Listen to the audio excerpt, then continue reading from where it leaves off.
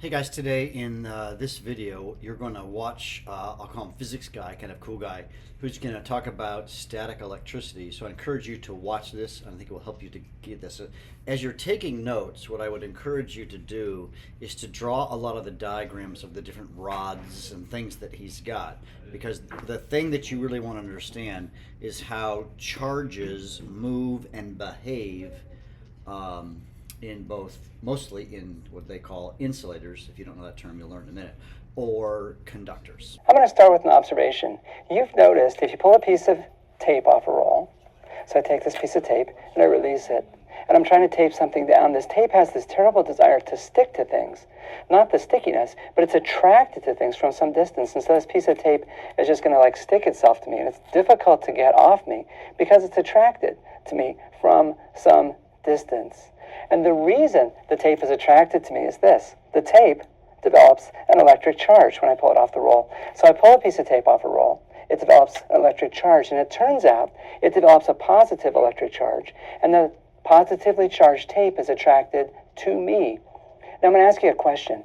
I'm going to pull a second piece of tape off the roll and bring it up next to the first piece of tape. There'll be a force between the two pieces of tape. Will it be attractive or repulsive? We'll give you some choices. Well, if I pull a second piece of tape off the roll, it's charged exactly the same as the first piece of tape. I prepared it in exactly the same way.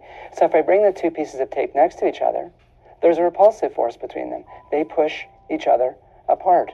So both pieces of tape push each other apart, but they're both attracted to me.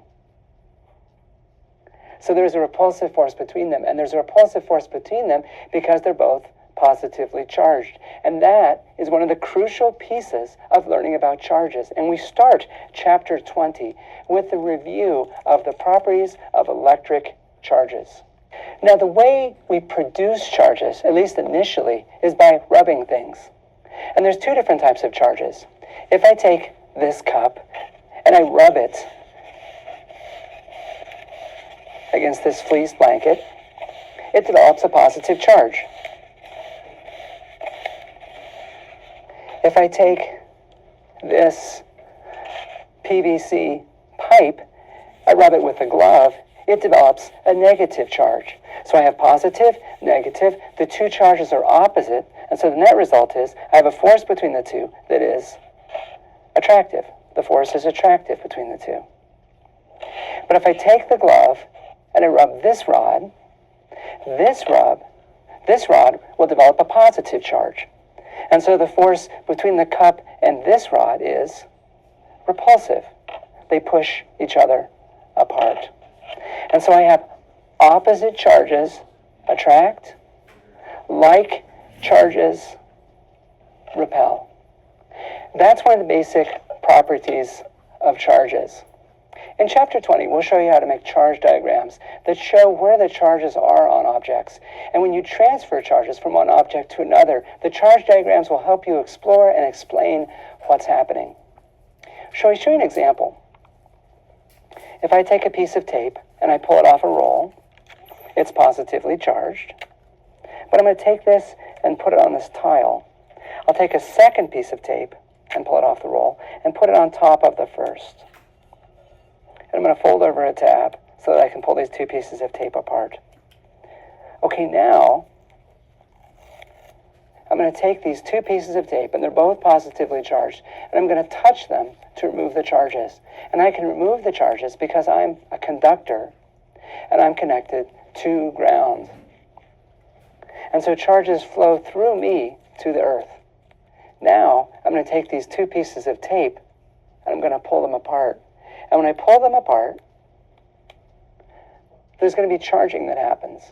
Now I'm going to pull these two pieces of tape apart, and when I do that, there will be charging. But here's the question for you. When I pull the two pieces of tape apart, both pieces of tape will acquire a charge.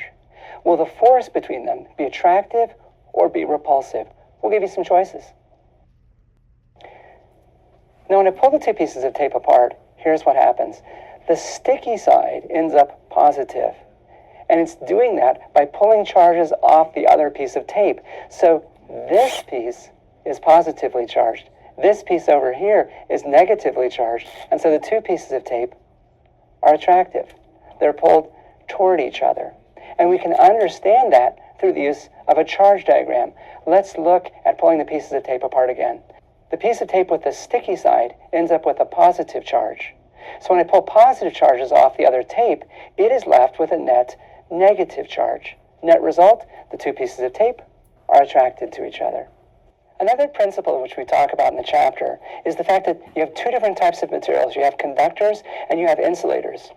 What happens when I bring a charged object next to a conductor? Let's take a look.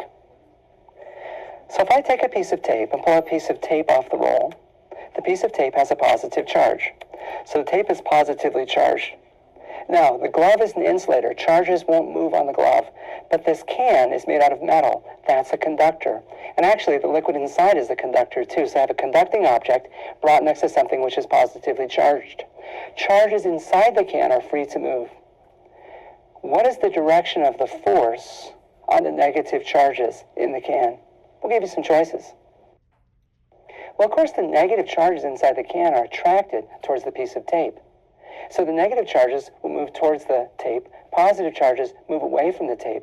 Net result, on the side that's closest to the tape, I have negative charges. On the side farthest from the tape, I have positive charges. I have an attractive force for the charges on the near side. I have a repulsive force on the far side. Which dominates? The side that's closest. And so I end up with an attractive force between something which is electrically conducting and something which is charged. Now this can is not charged, but nonetheless, it's attracted to the piece of tape. And it wouldn't matter the sign of charge of the tape, it would still be attracted. Now we'll see in the textbook, you can also have a force between an insulator and a charged object. In the next segment, we're going to get quantitative. We're going to look at a formula that describes the forces between two charges. We'll do that in the next segment.